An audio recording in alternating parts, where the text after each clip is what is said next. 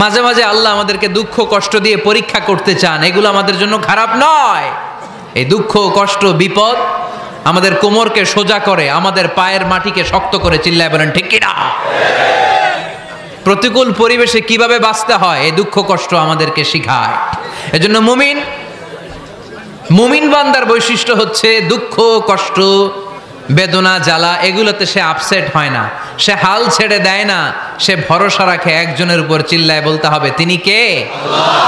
কারণ মুমিন জানে রাত্রি যত গভীর হয় অন্ধকার তমানিসা ভেদ করে সুবহে সাদিক হয়। মুমিন জানে গর্ভবতী নারীর পেটের ব্যথা যেই দিন বাড়তে থাকে ওই দিনই নতুন মেহমান আগমনের সময় ঘনাতে থাকে। মুমিন জানে তার জীবনে দুঃখ কষ্ট বিপদ যত বাড়তে থাকে সুখের দিন কাছে আসতে থাকে। এজন্য মুমিনের হারাবার কিছু নেই। ইন্না মাআল উসরি ইউসরা, ইন্না মাআল উসরি ইউসরা। নবী হে, কষ্টের পরেই আছে আনন্দ, দুঃখের পরেই আছে সুখ। আপনি সমস্যায় পড়েছেন, ওই সমস্যার সমাধানও আছে না নাই? এই পৃথিবীতে এমন কোন সমস্যা আছে যেটা সমাধান নাই? কথা বলেন। সমস্যা তৈরি করেছে কে? আবার সমাধানও দিয়েছে কে? Allah doesn't create a lock without its key. Allah কখনো চাবি না বানাইয়া ওইটার তালা বানায় নাই। কথা কন। তালাও যেহেতু আছে ওই তালার চাবিও বানিয়েছে কে? মা আনজালাল্লাহু দাআন ইল্লা আনজালাল্লাহু লাহু শিফা।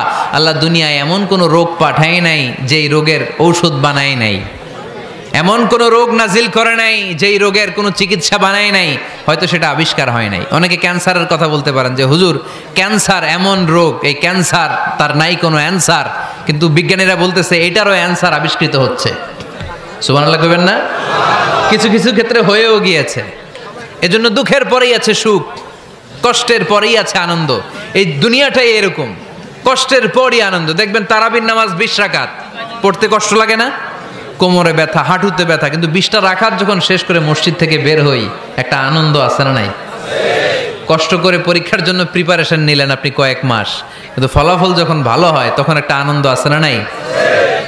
সারাদিন রোজা রাখলেন রমজানে, কি কষ্ট, তৃষ্ণায় গলা ফেটে যায়, কিন্তু ইফতারির সময় যখন রুহাবজা শরবতটা খাই কেমন লাগে? একটা আনন্দ আছে না নাই? এজন্য আল্লাহ বললেন فإن مع العسر يسرا إن مع العسر يسرا। ও নবী, কষ্টের দিন মক্কায় অল্প কিছু দিন, মদিনাতে আনন্দের দিন অপেক্ষা করছে। আমাদের জীবনে যদি দুঃখ কষ্ট আসে আমরা ধৈর্য ধরবো, তাওয়াক্কুল করবো একজনের উপর, তিনি কে? কারণ আমরা বিশ্বাস করি কষ্টের দিন এটা চিরকালের জন্য নয়, সামনে আনন্দের দিন আমাদের জন্য সেট করে রেখেছে কে?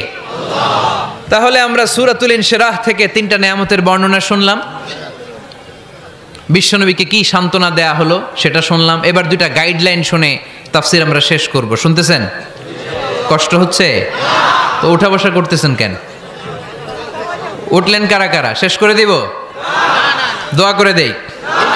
কি গাইডলাইন দিলেন শুনবেন? কে কে শুনবেন না হাত তোলেন।